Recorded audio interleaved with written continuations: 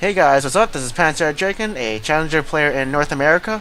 And recently, this patch, I think Feral Flare is really bad now, which means that I don't think Feral Flare junglers are viable anymore, just because they don't really do anything early game, and they only come out strong once they have their Feral Flare, which is mid game and late game. And in higher gear to low, early game means a lot, just because we know how to stay ahead. So I don't think Feral Flare junglers are that good, and my opinions on some champions have been changed. So let's go ahead and let's get started.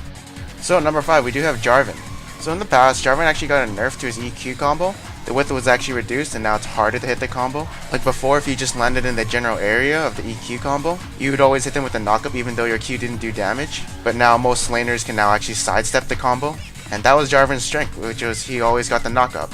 But now if the laner is actually mechanically good, he can sidestep the combo. And Jarvan won't actually have that much of an impact on the gank.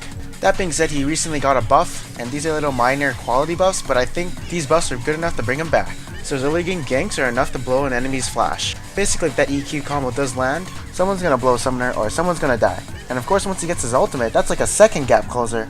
And then he gains really good burst damage. After that, he does transition well to mid game, as he does become fairly tanky, and of course he does have a really good initiation. And when people are in that pit, people are gonna stay in that pit or blow a flash and get the hell out. And then when late game comes, he actually has percent armor penetration, and giving your team a last whisper against people who are hit by his Q. And I do think that his health shield is really strong, as it does give somewhere around 210 health to 510. Alright, so at number 4 we do have Pantheon. Alright, so I know in my last previous tier list, I rated him at number 2, but he actually got a ninja nerf this patch. The ninja nerf was actually applied to his ultimate. Basically, they increased the duration from when he jumps to landing by like a second, and like it just feels so delayed, and it's really tedious and annoying to deal with. And yeah, I actually haven't been playing him a lot this patch just because of that ninja nerf. That's how much it annoys me, so I actually bumped him down. In the tier list just because of that.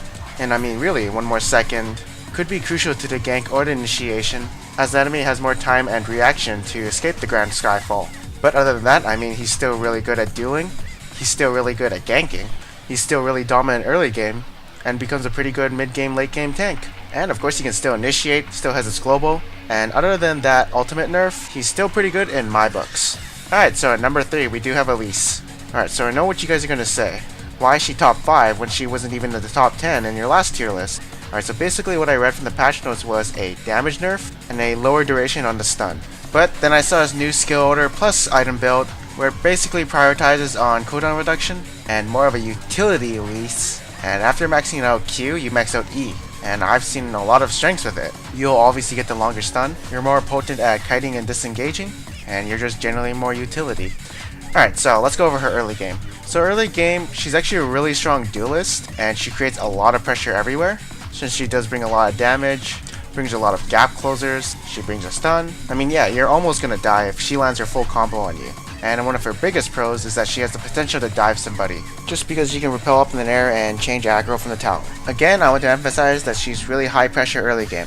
But again, when it comes to mid game, she kind of falls a bit, as her damage did get nerfed with her Q, and her initiation is more of a pick ability with her Cocoon, so it's not that big of an initiation. But when it comes to sieging, she's actually really good, as she is a ranged champion who can attack the tower, and she actually has a pretty good poke with her Cocoon, as that allows your team to focus the poke onto that target. And then of course she's actually really good at disengaging.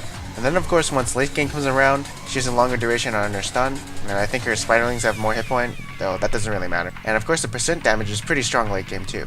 The only flaws I can think of Elise are that you need to have mechanics, you need to know how to play team fights right, and I think the greatest one of all is that you really need good decision making, and know your limits of what you can't do and what you can do with Elise. And at number 2 we do have Kha'Zix. So recently Kha'Zix has gone through a few nerfs, and his isolation range actually got smaller, which just means there will be a few situations where he won't get that isolation damage. And secondly, his ult got nerfed a bit, where the recast time is increased to 2 seconds instead of 1. I mean, I actually see it as a kind of slightly big nerf, just because before there was like this small opportunity to actually attack Kha'Zix, which is what made him really strong. But now after that there's actually a bigger window to attack him, and so that you can actually damage him. And what this means for ganks is that it might take a little bit longer to reproc the slow onto the enemy. Other than that, he does still have his strengths from the last patch. He's still a pretty good duelist. He's got really good high base damage. He's really good at hunting down enemies and just chasing them down. He still has his really strong mid game, where he will take down the squishies, and of course just be rather annoying in teamfights. And yeah, he's still got that 3 stacks with the 50% damage reduction. So yeah, I think he's still good. but I had to bump him up from the first place spot because again my opinions did change, and in my opinion the number 1 deserved spot is Wukong. Well, I don't know, it could be me, but I'm extremely biased to Wukong for my opinion of him in playing in solo queue. I mean, whenever I want to win a game, I'll just pick this champion, and most times I'll probably win the game. And let's go over why. So first off, early game, he's sort of vulnerable to duelists and can be outclassed in that situation. And his ganks are really mediocre as he doesn't really bring any CC. Of course, he does bring a pretty good amount of damage, so basically his early game is weak. But once he's level 6, he has a lot of windows open to him. First off, when you use the ultimate in a gank, it's really strong, as he does unload a lot of damage on you, and of course the CC is pretty strong too. And second off, this actually opens him up to being a really strong duelist, as he has a really good all-in potential, and can easily pick up kills around the map.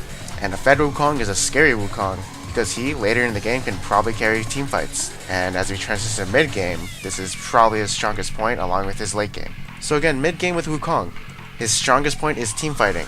You see, Wukong will just win team fights just because his ultimate does so much damage, brings CC, is also an initiation, and remember how I was talking about that all-in potential? If Wukong can get his full combo onto AD carry, and he's also building damage, the teamfight is basically done since Wukong will probably kill the enemy carry along with another diver, and of course anyone who wants to peel for their squishy will still be hit by his ultimate and get knocked up, plus taking damage. And then after his ultimate is done, he becomes a high damage bruiser. And yeah, you'll probably win every teamfight with Wukong. And of course once late game comes, like he does damage, he's pretty tanky, he'll probably still win teamfights, and he's still pretty strong. And yeah, even if you do bad, you're still pretty useful in teamfights.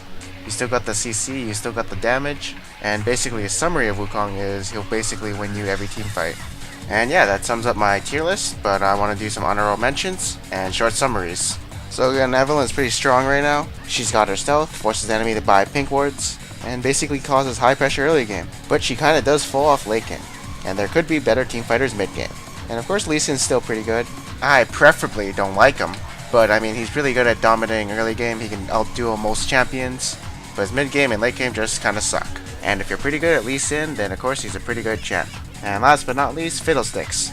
So Fiddlesticks is actually really annoying to play against, because when playing against him you always have to think about where he's at, when is he gonna pop up, when he's gonna ult, and like even if you try sieging against him, he'll just pop up and kill your whole team. And if you ever want to initiate a fight, he'll just pop out again and kill your whole team because he's a pretty good counter initiator. And yes, this is like ban worthy to play against because people who main Fiddle are really annoying to deal with. And he's also one of those champs who win team fights. Hey, thank you for watching. I hope you guys enjoyed it. Please like, subscribe, and comment. Comment below for discussion. Like this video if you support what I'm doing, and check out my other tier list for this patch. As again, my opinions have changed, and of course some champions have become flavor of the month. And again, I'll see you guys next time.